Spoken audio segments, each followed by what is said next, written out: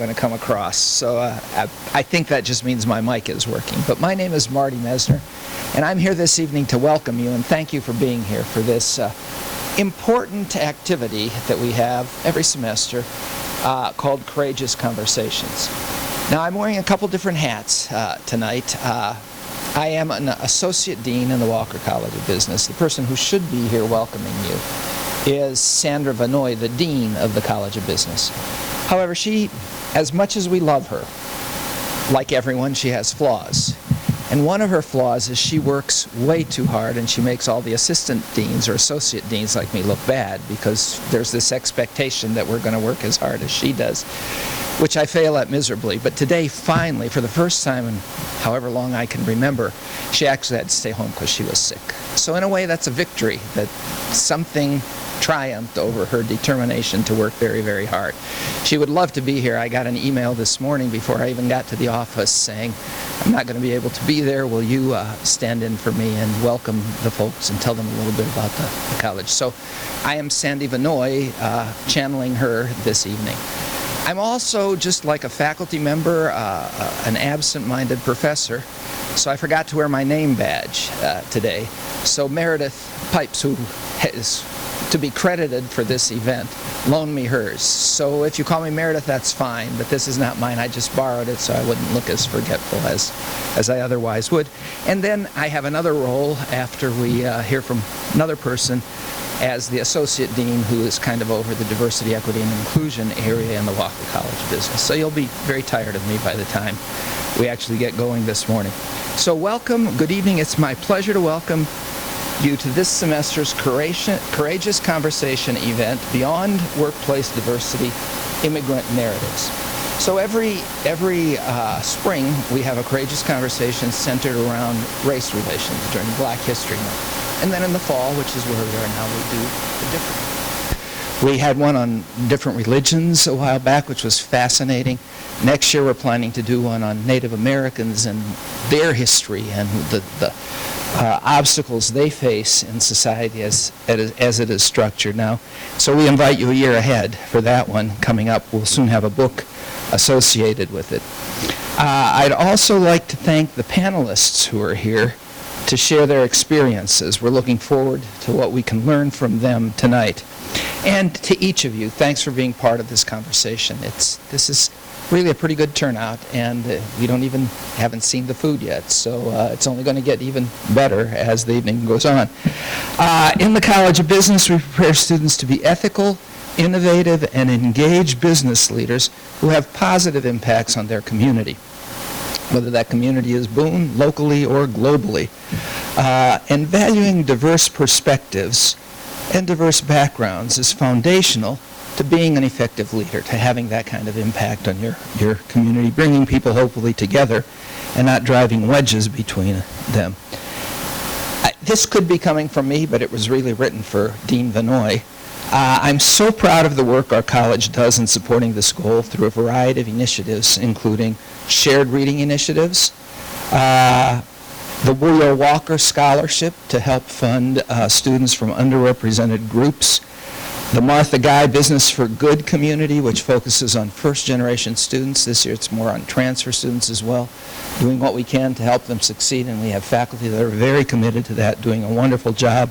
Women of Walker, which I'm not a part of, but I hear great things about it. It accelerates professional development, personal growth, and leadership abilities for female business majors. And there's a lot more that we do, and there's a lot more to be done as we try to move our college forward in this area of being an inclusive environment for all. So thanks to our staff, thanks to Meredith, Jacqueline Tilton, and others without whom this event would not happen and these initiatives would not be happening as well. And I must mention Sarah also, since she's scowling at me and I realize that I forgot to mention, I'm kidding. She doesn't know how to scowl. This evening's discussion are part of the long-standing Courageous Conversation series, and we have another amazing person here who is the Chief Diversity Officer for the entire university, Dr. Jamie Parson. And I have the responsibility to introduce her. And the information I have is all true, but it's not nearly comprehensive enough. Dr. Parson, App State's Chief Diversity Officer, since arriving at App as a visiting professor in the Walker College of Business in 2012, she's served a variety of different roles at the university. From 21 to 22, Dr. Parsons served as the interim Chief Diversity Officer before being appointed to that position. So this is over the whole university. We have like half a dozen different colleges. She used to work in our college, but then we couldn't contain her. She'd just grow over. There's like a dog that grows too big and can't be contained. Clifford, I think. She rose to the university level and became the interim Chief Diversity Officer while the university did a nationwide search for who the diversity officer should be. And as of last year, she became permanent in that capacity, beating out all the other candidates for the job nationwide. In this role that she has now, she advises the Chancellor on strategic diversity matters. She leads the university's Diversity and Inclusion Accountability Team, the Chief Diversity Officer's Advisory Board, and the Chancellor's Student Advisory Board for Diversity Recruitment, among other jobs. So maybe there weren't any other applicants, and because nobody wanted to work that hard. But she does just a phenomenal job of taking App to the next level. I think, from my opinion, I've been here 15 years. It's been a struggle to have a diverse campus here at Appalachian, and progress is being made, and we're maintaining this inclusive culture thanks largely to Jamie's efforts. So Jamie, thank you very much. Some of her strides, as listed in Dean Vinoy's comments, are promoting transparency in diversity policies and expectations, bringing diverse groups of students and employees together in authentic conversations, and most recently launching the university's new Campus Climate Support Program. So there's a lot of stuff going on behind the scenes. We're so grateful for her passion and vision for creating an inclusive campus community and for all the hard work that goes into this endeavor.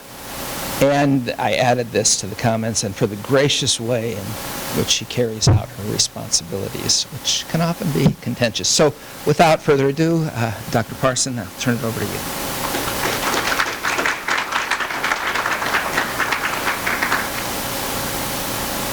I think next time my son asks me why I'm in so many meetings, I'm just going to remind him that I'm growing like Clifford the big red dog. So good evening, everyone. Thank you, Marty, for the introduction, and good evening to all of our panelists and guests. Thank you for being here tonight. I was thinking back to when we first started this Courageous Conversations, and it started, we had a diversity advisory team that started about 2014, and one of the students came to us in one of the meetings and said, you know, I really just don't know how to engage in conversation about issues around diversity. And so that's what sparked the first Courageous Conversations that we had in the Hollins engagement room that we weren't sure that we would be able to fill with 30 plus people, and here we are today with nearly 100. So this is a large attribution to the college leadership and the team that works on this. So thank you very much for all that you do, and I'm grateful to you for your commitment to this effort.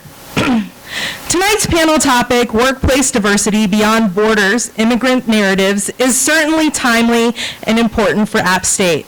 Our strategic plan, 2022 to 2027, prioritizes cultivating and supporting a welcoming university community and an academic culture of collaboration and respect through education and inclusive practices.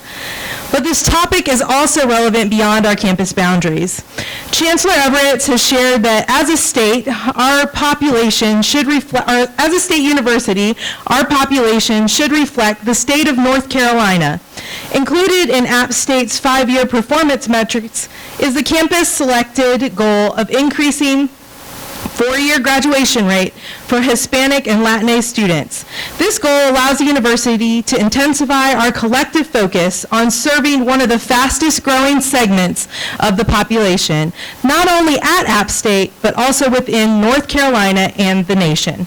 Attracting talented employees with diverse narratives goes hand in hand with recruiting outstanding students from a wide variety of backgrounds.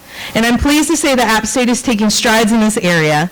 One example of this partnership is between the Office of Diversity and the Office of Human Resources.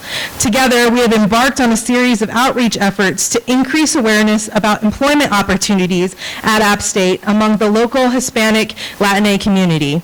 By fostering discussions like the one for tonight, App State will help shed light on the challenges and opportunities of workplace diversity while enriching the App State community by deepening our understanding of one another and the world. Thank you and enjoy tonight's conversation.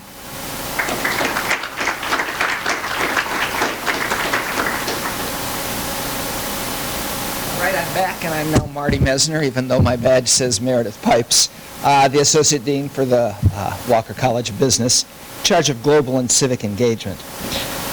Tonight's Courageous Conversations event is part of the Shared Reading Initiative, so we've blended the Courageous Conversation with the book that we've chosen in the Walker College of Business to read and discuss as a community, as a group. It's Dear America, Notes of an Undocumented Citizen, by Jose Antonio Vargas, a Filipino immigrant to the U.S.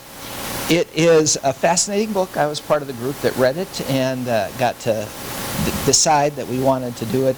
And to me, the interesting part is the title, An Undocumented Citizen.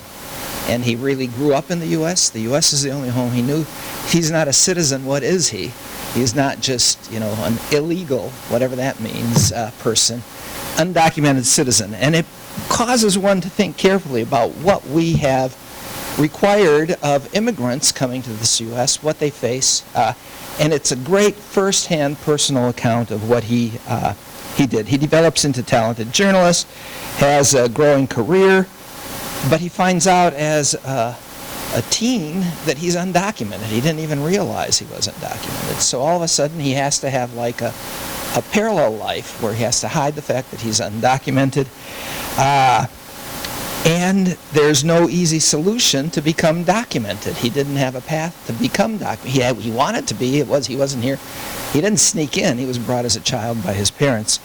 So he goes public, and in the process of going public, he becomes really an advocate for immigrant rights in the U.S. because he considers migrants citizens, even though they don't have the paperwork necessary. Very interesting book. I think we still, Meredith can nod or say no, I think we still have a few books, and if it's required for a class, or probably if you just really want to read it and are interested in it, we can get you a copy if you just talk to me, or Meredith, who is a person without a name badge, who should have remembered to wear one tonight. All right, tonight's panel, though, won't be about the technicalities of undocumented status and its complications. The stories we will hear and the unique experiences shared will bring additional perspectives to light and broaden our understanding of what it is like to be an immigrant in our community. Though Meredith helped by preparing some stats that I might mention as we get started. So there are, let's say, 300,000 or so slots for legal immigrants in different categories. You can sponsor family, you can, there are a variety of ways you can get a job that nobody else in the country knows how to do, so they let you in as a documented worker. So if you have, 300,000 or so immigrants allowed legally into the U.S. each year, there also are 4.1 million immigrant visas on lists waiting to be granted as of November of last year. So you can see right off the bat that that's 10 years worth of people waiting in line for the number of visas that are actually issued. In some cases, the government is still processing applications that are more than 2 decades old. For instance, in March of this year, the State Department was processing some family-sponsored visa applications dating to November 1997. That's a long time waiting to be reunited to your family. Employment-related visa applications were being processed from 2012, according to Migration Policy Institute. It's not easy to come in legally, and there's not clarity or transparency in the process.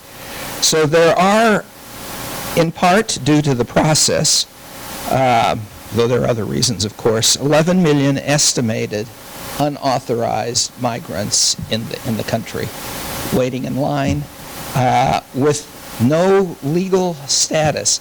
I heard a story recently about someone that was coming up in Boone to a police checkpoint, had to pull off, go into a park, because they didn't have a driver's license, because they didn't have the right documents. So you live in fear of those who are here to serve and protect because of your lack of documentation. So it's a huge, thorny problem. We're not going to resolve it all tonight, but we will leave here better educated about what it's like than when we came in. So as we listen to the experiences of our panelists, it's helpful to keep some of these numbers and issues in mind.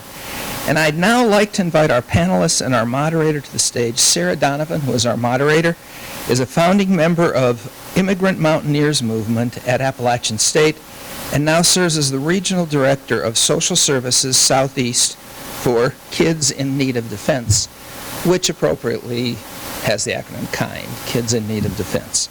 Sarah, I'll turn the stage over to you and your panel at this point, and I'll be back later sometime this evening. So.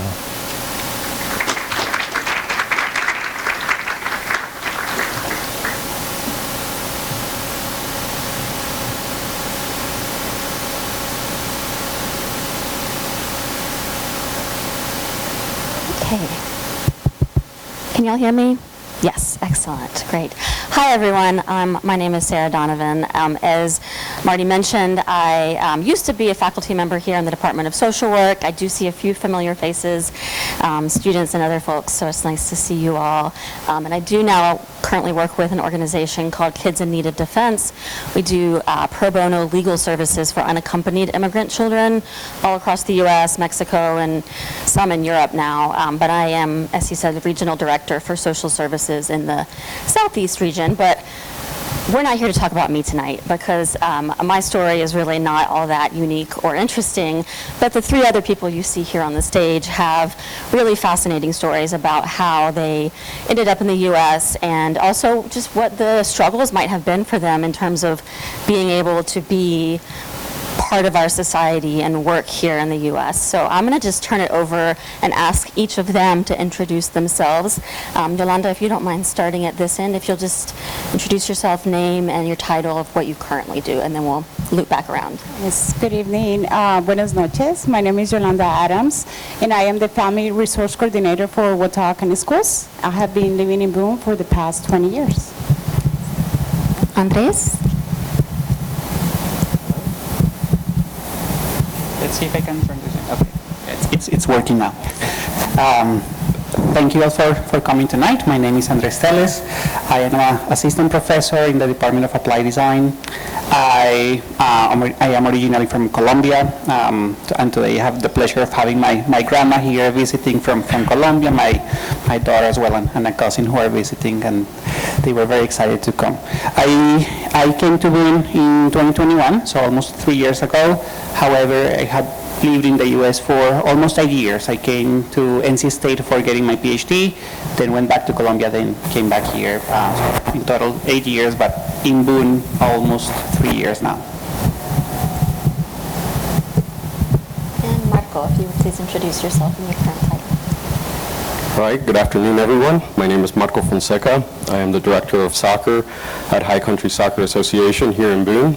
I have been in Boone 15 years. I came here in the fall of 2007, and I majored in international and comparative politics and French foreign language, and then I also got my master's in 2016 in geographic information sciences. And what I do today has absolutely nothing to do with what I studied, which I love. But I came to the United States in 2000, so I've been in the U.S. for about 23 years, and I've been, something that I find very interesting now is I've lived in Boone longer than I've lived anywhere, and yet I'm not a citizen of this country. So, but I'm sure we'll delve into that. Yes, we will. Thank you so much, Marco. Let's come back around to Yolanda, if you don't mind, and please tell us a little bit about where you're from and what your journey was like coming to the U.S. Sure. So I'm originally from Bogota, Colombia, so you have two Colombians here representing it. My migration happened twice, actually. The first time I came to the U.S., I was 8 years old, and I actually arrived in Fort Lauderdale, in Florida, and it was a very easy transition because, of course, there's a lot of diversity in Florida. So I came in as a tourist with my mom. So when we came in as a tourist, we were able to have an extended visit for 6 months. So when I started attending school and the 6 month came along, we had to actually have an extension of our visa. Otherwise, I would have been considered undocumented after that time.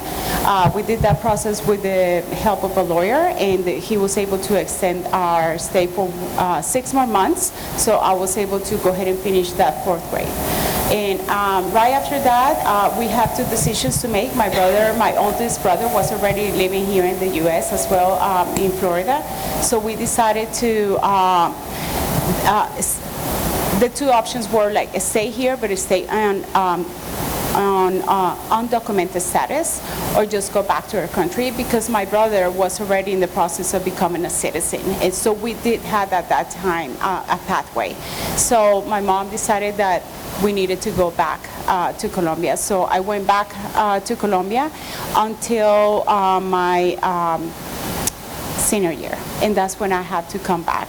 And that was a total culture shock for me. Not when I was 8 years old, because when you're that young, it's so much easier for you to adjust to a change like that.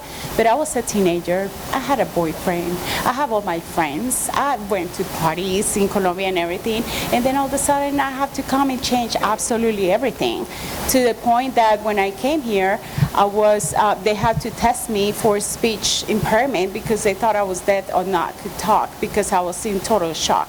So when we came back, my brother had become a citizen already, so that's how my mom's pathway, my pathway, was able to happen. Because I was a minor, my mom became a resident, and she was able to petition me right before I turned 18, which was actually America itself. If I would have turned 18 at that time, my waiting period, instead of being 3 years, it would have been between 15 to 20.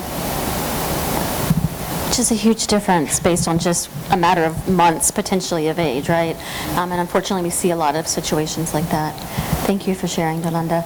Andres, would you add anything else about what your experience has been like coming to live and work in the U.S.?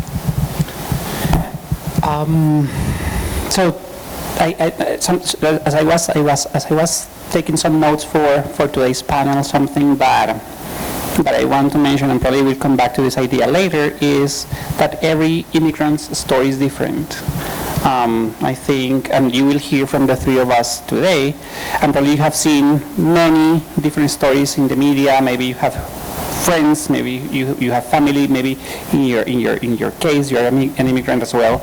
Every story is different, but we tend to perceive immigrants as a homogeneous group, and it's really different. I mean, every person's pathway, as you were mentioning before, is different. The challenges are different. In my case, I have to say my path here has been very smooth.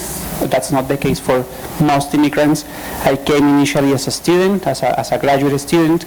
I went back to Colombia in 2017 because for different reasons.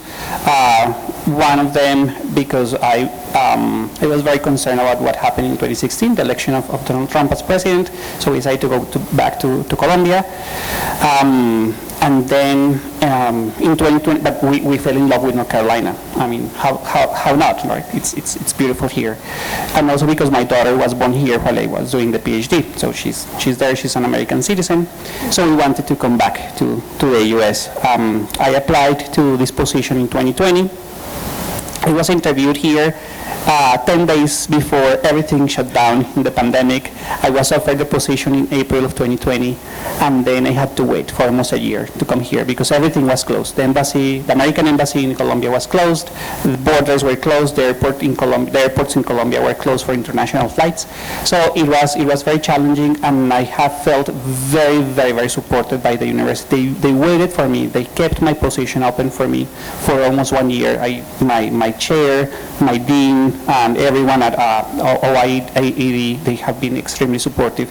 But again, that has been my story, and usually it's not that easy. And as was mentioned before, it takes time, it takes a lot of effort, it takes a lot of money as well, and determination to leave everything you know, to leave your family, to leave your culture, your language, to come to another place. So yeah, that's extending a little bit more.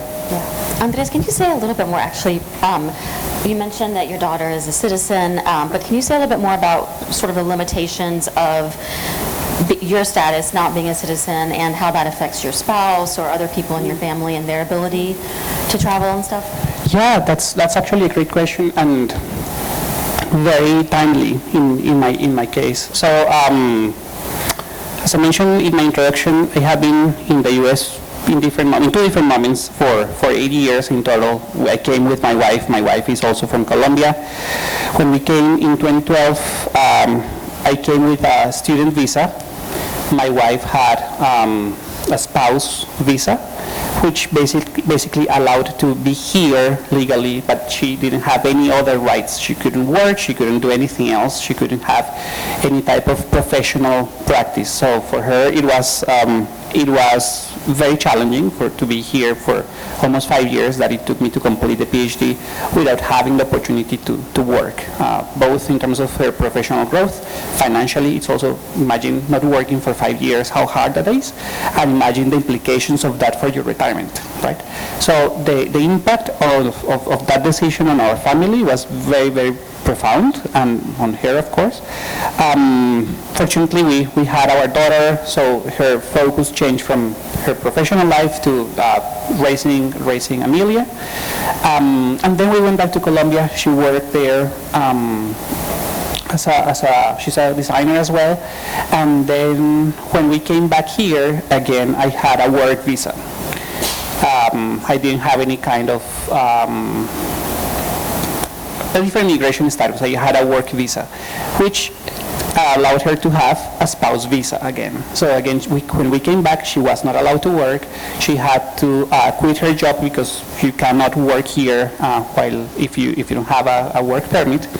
And just recently, 2 months ago, 3 months ago, we received our permanent residency. That means that now we have almost all the same rights than a citizen, except that we cannot vote and we cannot be elected we can run for office. But it's really has changed the dynamics in our family life, and especially for my wife. For the first time, being able to work here, even though we have spent 8 years in this country. Thank you for sharing that additional information. Marco, we'll pass it down to you if you don't mind telling us a little bit more about your journey, how you got here through TPS and that information, please. Yeah, so I arrived in the United States in 2000 as a result of a natural disaster that occurred in Honduras, which is where I was born and raised. So Hurricane Mitch was a Category 5 hurricane that hit Central America in 1998. And, I still recall, I would have been 10 years old at that time, and I recall going to school on the bus, and I had never seen the sky, the color that it was. It was this like purple color that to this day I've never seen again. And I remember pulling up to the entrance of the school and the principal greeting us and saying, "Go home, everybody passed. You're good to go. We'll see you hopefully next year." As a kid, obviously you're processing that, and to me it was like, oh, I don't have school, great. Not obviously realizing the impact of what was going on in the country at that moment. But then shortly after that, I remember going home and being stuck at home for 2 weeks. We couldn't get out of the house because of all the flooding, multiple landslides. As an agrarian economy, our economy went to shambles. You see the rise of all the gangs in Central America, MS-13, MS-18, Salvatrucha, all that stuff comes to rise. And my parents take what I consider to be a life-changing decision to move the family to the United States. And we come to the United States under a humanitarian program called Temporary Protective Status, or also known as TPS. And this status is granted to citizens of countries that have experienced one of 3 different catastrophes: natural catastrophes or disasters, armed conflicts, or pandemics or epidemics. And so Honduras obviously was granted this because of the devastation of Hurricane Mitch. And so so I land in Raleigh, North Carolina. I go to middle school and high school there.